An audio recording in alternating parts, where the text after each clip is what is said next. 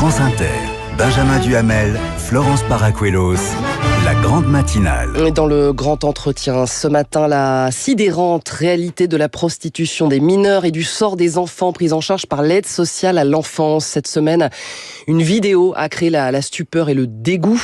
C'est un petit garçon de 8 ans, tondu par une éducatrice en guise de punition, filmé, moqué par les travailleurs d'un foyer parisien. Cette séquence, elle vient rappeler les défaillances régulièrement dénoncées de l'ASE, l'aide sociale à l'enfance.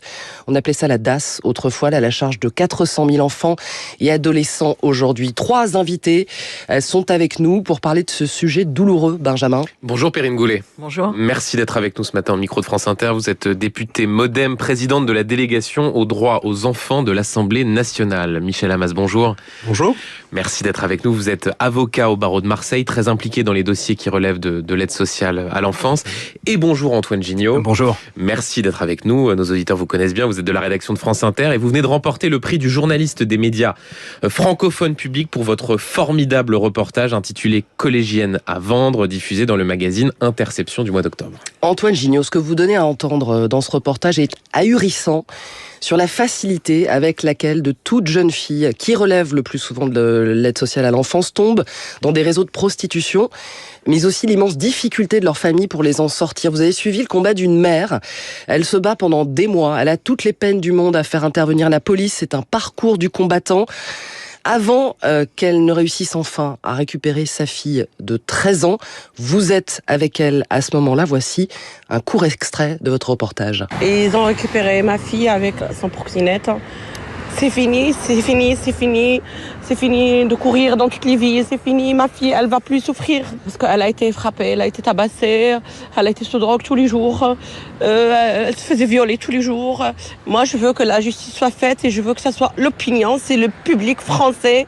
Il n'y a pas comme un enfant en danger. J'ai vécu sur le terrain, j'ai vu, il y a plein d'enfants qui sont en train de crier, à demander de l'aide, mais on ne peut pas les aider, malheureusement. Mais si on ne crie pas aujourd'hui, ils sont 20 000, l'année prochaine c'est 40 000, il faut se réveiller. Voilà, on entend la détresse de cette femme et on comprend pourquoi quand on écoute l'intégralité de votre reportage. Il faut nous expliquer, Antoine, par quel biais de toute jeune fille, on parle de jeunes filles de 12 ans, 13 ans, 14 ans, tombent dans la prostitution. Ça passe par les réseaux sociaux ? Ça passe essentiellement par les réseaux sociaux. Il faut d'abord rappeler que, pour faire le distinguo, 75% de ces enfants, de ces 20 000 enfants, c'est la statistique basse en France, sont passés par l'aide sociale à l'enfance. Les 15%, enfin le dernier quart qui reste, c'est partout, c'est dans toute la France et dans tous les milieux sociaux. Moi, j'ai parlé avec des parents qui sont à la fois cadres, médecins, travailleurs dans des usines du sud de la France. Il y a de tout. Le point commun, c'est ce que disent les associations, à 90% des enfants qui ont subi des traumatismes de départ, pas forcément des traumatismes très importants, agression, alors c'est agression sexuelle, agression tout court, ça peut être aussi du harcèlement scolaire, ça peut être aussi des difficultés avec leur entourage. Ce qui est sûr, c'est qu'il y a une fragilité au départ, et cette fragilité, elle est exploitée par les réseaux de proxénètes. Des réseaux qui sont à petite échelle, souvent c'est 4-5 personnes, entre 18 et 25 ans, et avec des tâches qui sont extrêmement bien réparties. Vous avez la personne qui va être chargée de la sécurité, qui va veiller à ce que on achemine les adolescentes d'un point à un autre. Mais comment ça se passe au départ, Antoine ? Vous avez comment une jeune fille se trouve dans un réseau de proxénétisme ? La bascule, c'est les réseaux sociaux, avec donc cette répartition des tâches, la personne qui est chargée de scroller sur les réseaux sociaux, sur TikTok, sur Snapchat, pour repérer les profils en difficulté. Et ces filles-là vont être ciblées et vont être approchées dans le cas de la maman qui cherchait sa fille qu'on vient d'entendre. À un moment donné, elle est en difficulté, elle est mise un peu de côté au collège, elle se dispute avec sa mère et elle cherche un refuge sur TikTok. Elle commence à discuter avec soi-disant une adolescente qui a 15 ans. On s'apercevra plus tard que l'adolescente en réalité, elle a 19 ans, qu'elle est en cheville avec un proxénète et elle va la faire venir chez elle pendant une semaine. Au bout de la semaine, elle va lui dire tout ce que tu as mangé, tout ce que tu as fumé de cannabis, tout ce que tu es redevable, tu nous dois 6 000 € et maintenant il faut rembourser. Michel Hamaz et Perrine Goulet, on vous donne la parole dans un instant, mais juste sur le profil des proxénètes. Qu'est-ce que vous avez constaté en faisant ce reportage sur ceux-là même qui sont les organisateurs de ce trafic? D'abord qu'ils sont extrêmement bien répartis au niveau territorial. Il y en a partout en France. C'est des petits réseaux qui emmènent les enfants en tournée de ville en ville, avec 2 jours à Montélimar, 3 jours à Nîmes, 2 jours à Carcassonne, pour qu'on puisse pas les tracer. Ensuite, ce sont des jeunes qui très souvent sont passés par le trafic de stupes et qui disent ça nous fait peur, on veut pas se prendre des balles de Kalachnikov. Absolument. Et donc on préfère faire du trafic de mineurs. Qui ont basculé dans le trafic de mineurs parce que c'est beaucoup plus simple d'aller chercher des jeunes filles qui sont pas capables de se défendre et qui se sentent redevables. Il n'y a pas de bande concurrente, il n'y a pas à utiliser de frais pour les loger souvent. On va les chercher dans les foyers, on les ramène dans les foyers et évidemment c'est beaucoup plus simple. Michel Hammas, vous qui traitez ces dossiers, je rappelle que vous êtes avocat à Marseille, mais vous avez des dossiers dans toute la France? Toute la France, Ce type de dossier-là? Uniquement. C'est-à-dire du proxénétisme, uniquement des parents. L'enfance placée, et on s'est rendu compte depuis 2 ans qu'il y a une pandémie toute pure et simple de prostitution. Les proxénètes ont changé de système de rentabilité. C'est plus rentable les enfants, il y a moins de danger. Donc les foyers, les enfants sont plus rentables que les adultes. C'est un commerce. Ce n'est qu'un commerce. Ils ont trouvé la faille dans la raquette. Nos foyers sont ouverts, c'est-à-dire qu'on peut y rentrer. Il y a pas. Des foyers de l'aide sociale à l'enfance. L'aide sociale à l'enfance, malheureusement, est victime et on la tue. C'est ça qui est important. C'est que au jour où nous parlons, tout le monde sait, les magistrats, les éducateurs, tout le système sait qu'il y a des prostituées. Il y en a 20 000. 20 000, c'est remplir Bercy. Et par exemple, il y a eu un rapport de la commission d'enquête il y a maintenant 6 mois de l'Assemblée nationale. Il n'y a pas une phrase sur ces 20 000 enfants qui sont cachés sous le tapis. Pas une phrase. Et on s'est rendu compte, nous, avec les magistrats, parce qu'on travaille ensemble, qu'on est dépassé, que lorsqu'on prend la décision de placer un gamin, on se dit tous, ça va être chaud, on va pas y arriver. Alors, c'est pas une absence de moyens. C'est quoi, c'est un déni ? Ah, pas du tout. Non, c'est pas un déni. On est face à une pandémie où on devrait travailler ensemble. La justice, l'enfance, la santé. Pour l'instant, on n'est pas coordonnés. On essaie de réagir au coup par coup. Et on n'y arrive pas des masses. Du moins, c'est pas qu'on n'y arrive pas des masses. On a perdu le match. Perrine Goulet, je rappelle que vous êtes députée, spécialiste de ces sujets. On a perdu le match, comme le dit Michel Hammas, face à la question de la prostitution des mineurs. Alors, il faut savoir que la délégation aux droits des enfants que j'ai l'honneur de présider est en train justement de mener un cycle d'audition sur la partie prostitution des mineurs. Parce que vous avez raison, il n'y avait pas dans le dernier rapport. Cette prostitution, vous parlez beaucoup du scrolling et de la recherche sur Internet, mais il y a aussi toute cette facette qui est le lover boy, le petit copain qui va néfaste vers une jeune fille qui a besoin d'affection, qui a une vision de son corps qui n'est pas forcément celle d'enfants qui n'ont pas eu de problème avant et qui se fait entraîner aussi. Il y a toute cette partie-là qu'on voit qui est quand même importante. Il y a effectivement ce fichage, ce fléchage sur les réseaux sociaux. Les deux sont pas incompatibles. Les deux vont ensemble. Et c'est là où ça devient très dangereux, parce que ça peut arriver en fait à n'importe laquelle de nos jeunes filles, y compris, vous le disiez très bien, celles qui ne sont pas forcément en protection de l'enfance. Après, sur la partie on a perdu le match, j'essaye toujours de me dire qu'on l'a pas perdu, sinon c'est aucun espoir pour ces enfants-là. Mais on a pour moi la nécessité de ces enfants, c'est de les accompagner et de les soigner. Parce que quand on a une jeune fille qui en arrive à se dire mon corps ne vaut plus rien parce que j'ai été violentée, et que du coup, après tout, une fois de plus, une fois de moins, peu importe, eh bien là, il faut qu'on soigne ces jeunes-là et on n'a pas le soin pour ces enfants-là. Et il faut qu'on mette en place plus de structures d'accompagnement aux soins avec ces jeunes filles, parce que sinon on s'en sortira pas, effectivement. Michel Hammas, ce qu'il faut rappeler, c'est que ce sont les départements qui ont la charge de l'aide sociale à l'enfance en France, et vous, précisément, vous en avez attaqué 3 en justice des départements, l'Essonne, les Yvelines, les Bouches-du-Rhône. On a plus, maintenant on est à 7. Alors pourquoi ? Alors, pour arriver à France Inter, pour arriver aux journaux, pour que vous sachiez. Parce que ce qui est super important, c'est que les enfants sont placés à l'État, et l'État doit les protéger. Et il n'y a pas de protection. L'État a une obligation de résultat. Lorsqu'on place un enfant, il y a une obligation de résultat. Il est impossible que l'enfant se prostitue, comme il est impossible que l'enfant soit agressé de manière régulière sans qu'il y ait de poursuite. Et si vous me permettez de faire juste une digression. Voilà, on parle des prostituées, c'est grave. On ne parle pas des viols quotidiens. pour nous, 1, 2, 3, 4 dossiers par jour. Lorsqu'un enfant est agressé sexuellement par un autre sur le lieu de placement, il n'y a pas de poursuite. Donc, on ne va pas traiter l'enfant qui agresse. Ce qui fait que des enfants, il y a 227 000 enfants qui sont en famille d'accueil, qui sont en foyer, ces agresseurs se constituent, grandissent en n'ayant aucune connaissance de l'interdit. Mais ce que vous êtes en train de dire, c'est qu'il y a une omerta sur ce qui se passe à l'intérieur des foyers le mot est et pas assez aussi puissant. dans les familles d'accueil. Le mot n'est pas assez puissant, madame. C'est pas une omerta, c'est que il n'y a pas un mot. Avant, il y a 6 mois, personne n'en a parlé. Et comme, quand on a décidé avec les magistrats, je suis pas seul, on travaille les magistrats de Marseille, de Vienne, quand on a dit on dénonce, au début, on nous a collé l'étiquette de complotiste. Mais juste, Michel Amas, dans ces foyers de l'aide sociale à l'enfance, qu'est-ce qui se passe pour que précisément vous expliquiez que quand des mineurs sont placés dans ces foyers, ce soit une sorte un lieu tellement risqué qu'il arrive tout ce qu'il arrive là. Qu'est-ce qui se passe dans ces foyers? Mais rien, justement, il n'y a pas d'encadrement. Quand les enfants rentrent, les foyers sont dits ouverts. Ils ne sont pas fermés, les gens peuvent sortir. Et surtout, ils peuvent rentrer, ce qui est quand même pas possible. Ouais. Et le soir, la plupart du temps, il n'y a pas d'éduc-spé, de cadre. Les enfants sont 20, 10, 15 ou même que 7 avec un gardien de nuit. Et on a constaté, et ça a été constaté par vos confrères de France 2, d'Élise Lucet, que les gens les laissent sortir et ils voient les petites filles sortir et leur disent, essayez de pas rentrer trop tard. Donc, je redis, on a une obligation de résultat. Sur ce point précis, Perrine Goulet, sur la question des moyens, les associations qu'on entend dans le reportage d'Antoine demandent d'avancer au niveau pénal en créant plus de brigades proxo-mineurs pour lutter contre ces réseaux de proxénètes. Il n'y en a que 3 aujourd'hui en France. Qu'est-ce que vous répondez à ça ? Alors, bien entendu, tout ce qu'on pourra faire pour renforcer la partie judiciaire est important. Mais moi, j'aimerais plutôt qu'on soit en répressif, qu'on soit en préventif. Et aujourd'hui, vous disiez, qu'est-ce qui se passe dans ces établissements ? C'est des établissements où il n'y a pas de taux d'encadrement.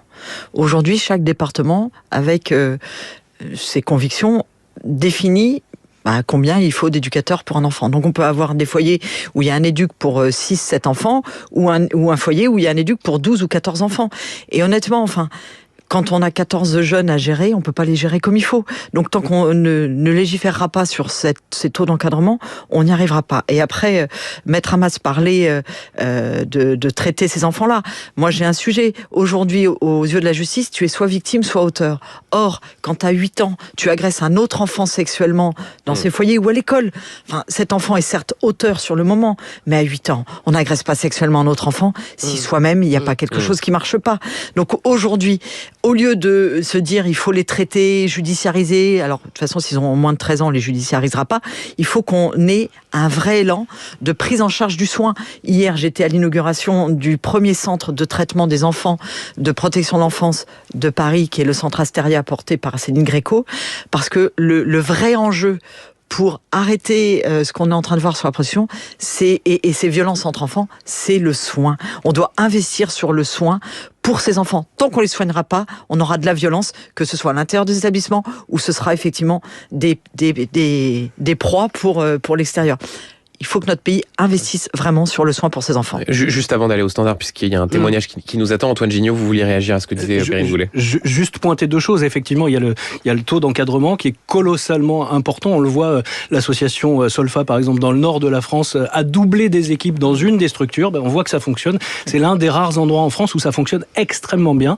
Et puis la deuxième chose, c'est que oui, le soin, il arrive tard. Et puis effectivement, on a des éducateurs qui sont aussi extrêmement désemparés. Quand on voit les agressions qu'il y a eu ces dernières semaines, quand on voit qu'un éducateur ou qu'un veilleur de nuit peut être ciblé directement par les circuits de proxénétisme, là, on est dans une institution qui elle-même se sent en danger. Et quand on voit un éducateur, une éducatrice en l'occurrence, qui rase un petit garçon de 8 ans en rigolant et en s'échangeant la vidéo sur WhatsApp, ça pose des questions sur l'encadrement dans ces foyers. On a précisément le témoignage de Christophe au standard. Bonjour, bienvenue Christophe. Bonjour et bonjour à tous les auditeurs de France Inter. Oui, je voulais témoigner, Christophe, 25 ans d'éducation spécialisée dans le monde de l'enfance. Et en fait, je voulais témoigner parce que en 20 ans de temps, j'ai vu ce monde-là se dégrader. Alors souvent par des problèmes de budget. Et en fait, ce qui s'est passé, c'est qu'on a remplacé les moniteurs éducateurs par des éducateurs, les éducateurs par des aides éducateurs et les moniteurs éducateurs par des AMP. Et du coup, on a baissé tout le niveau d'encadrement de ces foyers, et en fait que, en plus, il n'y ait pas assez de personnes et d'éducateurs pour encadrer ces enfants, et qu'il n'y ait pas assez de budget, de moyens, et on a aussi baissé le niveau d'encadrement. Et du coup, il y a des gens aujourd'hui qui sont moins formés et qui doivent en plus pallier à des problèmes encore plus terribles. Et même des intérimaires. C'est ça que je voulais dire. Ouais, merci beaucoup, merci Christophe pour ce témoignage. Maître Hamas. Mais oui, parce qu'il y a quelques instants, vous nous disiez, c'est pas un problème de moyens. Là, c'est quand même ce que nous dit le problème est simple. On a 11 milliards 6, c'est le budget de l'aide sociale à l'enfance. Pour vous donner une image, l'agriculture, c'est 3 milliards. La justice, c'est 13. On a un budget énorme. Ce budget, on ne sait pas vraiment où il va. Il faut le définir. Et à l'heure actuelle, on fait tout à l'économie. C'est exactement le même problème que pour la loi Rivage. Aujourd'hui, on va interdire l'appel pour ceux qui n'ont pas d'argent. C'est-à-dire que c'est comme si, à l'hôpital, on disait pour des moyens, pour l'économie, on va plus prendre telle tranche de maladie. C'est-à-dire qu'aujourd'hui, on renonce partout, mais surtout, il faut contrôler où vont ces 11 milliards, parce que on a du personnel de moins en moins formé, alors qu'on a 11 milliards 6. Où vont-ils ? Perrine Goulet. Oui, moi qui ai connu les foyers il y a plusieurs années, on voit une vraie différence. C'est-à-dire qu'auparavant, les éducateurs, ils restaient quand même dans les foyers. On avait les mêmes éducateurs pendant très longtemps. Aujourd'hui, on a un turnover des éducateurs qui est dû à plusieurs faits. Bien entendu, quand on a un bac plus 3 et la manière dont ils sont payés à la fin, forcément, t'as pas forcément envie d'aller dans ces établissements-là. C'est un vrai sujet. Il faut qu'on revalorise, bien entendu, ces professions. Et on a un deuxième effet, c'est qu'on a revu les formations d'éducateurs. Et aujourd'hui, les éducateurs spé que moi j'ai connus quand j'étais en protection enfance, ils sont plus auprès des enfants. Ils sont éducateurs, coordinateurs de parcours, et monsieur le disait très bien, on se retrouve avec des moniteurs éducateurs à la place d'éducateurs. Donc il faut qu'on retrouve, les éducateurs d'antan, qu'on les remette à leur place, qu'on les paye et qu'ils puissent avoir un vrai accompagnement des enfants. Il faut juste, Perrine Goulet et Florence en parlaient il y a un instant, reparler de cette vidéo qui a circulé, cet enfant qui se fait tondre les cheveux à 8 ans. Des faits qui remontent à février, l'avocat de la famille qui alerte les pouvoirs publics en septembre. Il a fallu attendre plusieurs mois avant que les médias révèlent ce qui s'était passé, et donc qu'il y ait un certain nombre d'éléments, notamment la ministre de la Santé qui a saisi le procureur de la République. Quand on voit ça, on se dit mais comment est-ce que c'est seulement possible ? On a le ventre tordu quand on voit les images de cet enfant en train d'être tondu. On est d'accord, surtout que l'attente de personnes, on sait ce que c'est les heures les plus sombres de notre pays. Donc oui, c'est une faute professionnelle gravissime. Et là où je suis d'accord avec vous, je ne comprends pas qu'en septembre, quand cet enfant révèle, ni le juge ne réagit tout de suite, ni la ville de Paris, parce que la ville de Paris fait office de département. On sait maintenant, parce que je me suis renseignée auprès d'élus hier, que la ville de Paris était au courant dès le mois de septembre, et pourtant rien n'est fait pour suspendre cette rééducatrice. À un moment, c'est anormal. Mais on peut aussi se poser la question, pourquoi on attend autant de temps pour qu'un éducateur qui est dans cette boucle révèle les choses ? Alors je remercie celle qui l'a fait, bien entendu, mais c'est gravissime. Et aujourd'hui, on voit bien que la parole de l'enfant n'est pas toujours écoutée à sa juste valeur. Il faut forcément que l'enfant amène des preuves. Et moi, je plaide, et c'est pour ça que tout à l'heure, dans l'hémicycle, nous allons voter, je l'espère tous ensemble, l'avocat pour l'enfant, de manière obligatoire. Une proposition de loi socialiste. C'est une proposition de loi socialiste qui reprend les travaux qu'on a fait depuis plusieurs années. Donc on a réussi, et je remercie la rapporteure de l'avoir fait, qui a réussi à emmener tout le monde, parce qu'aujourd'hui, le vrai enjeu, c'est de donner à ces enfants leur place dans la justice et leur donner des personnes qui soient capables de les défendre, parce que si cet enfant avait eu un avocat pour lui-même, peut-être qu'on aurait pu bouger les choses plus vite. Qu'est-ce que vous en dites, Michel Hamas, vous qui êtes avocat ? Le temps de la réforme est venu, il faut modifier profondément la procédure par devant le juge pour enfants, qui est la seule procédure du droit positif dans lequel une partie légitime à faire valoir un droit, un parent. Je veux voir mon enfant à Noël, je veux le voir le week-end, je veux un psy pour mon enfant. On peut poser la question, le juge n'a pas l'obligation de nous répondre. C'est la seule matière en France dans le droit positif. Deuxième chose, c'est-à-dire quand on a une question, par exemple, vous voulez voir votre enfant à Noël, vous posez la question au juge, je veux voir mon enfant, il n'est pas obligé de vous répondre. C'est la seule matière où quand on est légitime à faire valoir un droit, on ne peut pas le faire valoir. Deuxième chose, lorsque nous allons aux audiences, on n'a pas le dossier. C'est comme si on devait monter une maison qu'avec le papier peint sans les murs. Il faut qu'il y ait une procédure, d'autre part. Le temps de la réforme et du travail ensemble est venu. Oui, je si on ne fait rien, il se passera rien. Vous avez vu les équipes hier du ministre de l'Intérieur, du garde des Sceaux. Qu'est-ce qu'ils vous disent dans ce cas-là? Vous leur soumettez ces idées de réforme? Vous sentez une mobilisation des pouvoirs publics sur ce sujet? Oui, on a travaillé hier avec le ministre de l'Intérieur, on va travailler avec le ministre de la Justice, avec le ministre de la Santé, même si elle vient jamais à nos débats. On va travailler ensemble de manière à travailler tous ensemble, parce que si on passe que par l'Assemblée, malheureusement, on est dans les niches.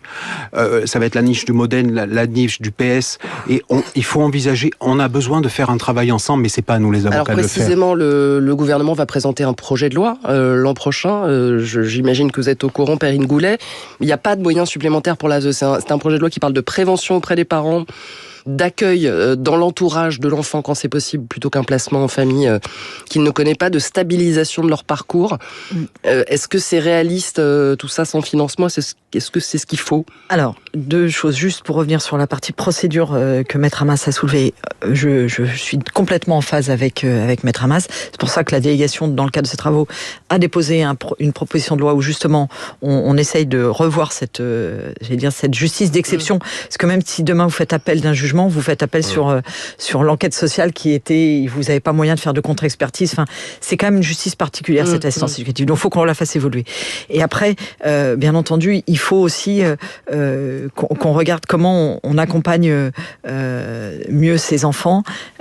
Moi, donc, l'avocat, c'est une nécessité, bien entendu, mais il faut aussi qu'on mette des moyens sur ces enfants-là. Mais là, en l'occurrence, pas de moyens. C'est un projet de loi de Gérald Darmanin et de Madame Rist. Il faut savoir qu'il y a 2 ans, il y a 3 ans, quand on a fait le projet de loi d'Adrien Taquet, pour ma part, on avait déjà porté cette volonté de désinstitutionnalisation. Aujourd'hui, on est trop il y a un problème dans une famille, dans une famille papa, maman, simple. On enlève l'enfant. Mais on ne regarde pas, par exemple, si la tante, la grand-mère, quelqu'un peut prendre. Et moi, je suis convaincue aujourd'hui qu'on a besoin de regarder l'environnement familial de ces enfants pour éviter les déchirements qu'on peut avoir. C'est-à-dire, même si l'enfant est violenté dans sa famille, quand on le retire à ses parents et qu'on le remet dans un établissement collectif, c'est une violence sans nom. Et donc, si on pouvait retirer ces enfants et regarder, par exemple, si une tante peut les accueillir, si des grands-parents peuvent les accueillir, mais pour ça, il faut changer la mentalité d'un certain nombre de professionnels sociaux qui disent que, à partir du moment où une famille est défaillante, forcément, c'est l'ensemble de la famille qui est défaillante. Non, on peut avoir des enfants, des couples qui sont défaillants, mais dont les parents ou les frères et sœurs ne le sont pas. Regardons les possibilités de placement. En dehors des structures collectives et des familles d'accueil, on a besoin aussi de laisser les enfants dans leur famille élargie. Ça me paraît plus que nécessaire. Perrine Goulet, vous savez de quoi vous parlez? Vous avez connu les foyers de l'aide sociale à l'enfance? Oui. Et les familles d'accueil? Alors, pas de famille d'accueil, moi j'étais en foyer, et cette violence, d'où mon engagement aussi, c'est 30 ans après, la violence est toujours là. Enfin, on a l'impression de découvrir. Mais en fait, moi ce que j'aimerais, c'est qu'on ait, et je vous remercie de faire un sujet ce matin dessus, mais on a besoin que le sujet des violences faites aux enfants dans notre pays soit mis sur le dessus des sujets primordiaux pour notre pays. On n'a pas de politique de prévention et de protection conforme pour notre pays. Ça fait 35 ans qu'on a signé la Convention internationale des droits des enfants. Oui. Et ça fait que juste 6 ans, et je me permets de le rappeler, aujourd'hui dans notre pays, depuis 2009, on n'a pas le droit de donner des claques, on n'a pas le droit de donner des fessées, bien entendu, on n'a pas le droit de raser les enfants, et on n'a pas le droit non plus d'agir pour les détruire psychologiquement. À chaque parent, on doit aussi expliquer le changement entre ce qu'ils ont vécu en tant qu'enfants et aujourd'hui, cette éducation dont on a besoin pour les enfants. Est-ce qu'il ne faudrait pas aussi tout simplement une coordination nationale? On a beaucoup dit qu'on manquait de visibilité sur les budgets des départements, sur les différentes équipes à géométrie variable d'éducateurs spécialisés. Est-ce qu'on manque pas tout simplement d'un organe de général de centralisation de l'aide sociale à l'enfance? Alors, en tous les cas, quand c'était la DAS, c'était pas forcément mieux. Donc aujourd'hui, sortir du silo département ces enfants pour les mettre dans le silo État, c'est pas forcément la solution. La solution pour moi, c'est un peu ce qui a été fait dans le handicap.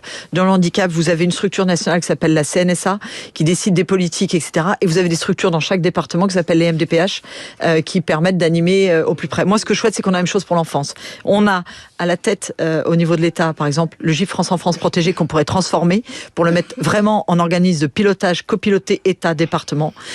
Et après, dans chaque département, déployer enfin bien les conseils départementaux de protection de l'enfance, copiloter aussi État-département, parce qu'aujourd'hui, un enfant n'est pas de la responsabilité du département. Certes, dans les textes, c'est le cas, mais si on veut demain que nos enfants grandissent bien et soient citoyens demain, il faut que tout le monde les regarde en entier. C'est-à-dire, on a besoin de l'éducation nationale, on a besoin de la santé, on a besoin, bien entendu, de la justice, et on a besoin des départements. C'est ensemble, et c'est tout un village qu'il faut pour construire un enfant.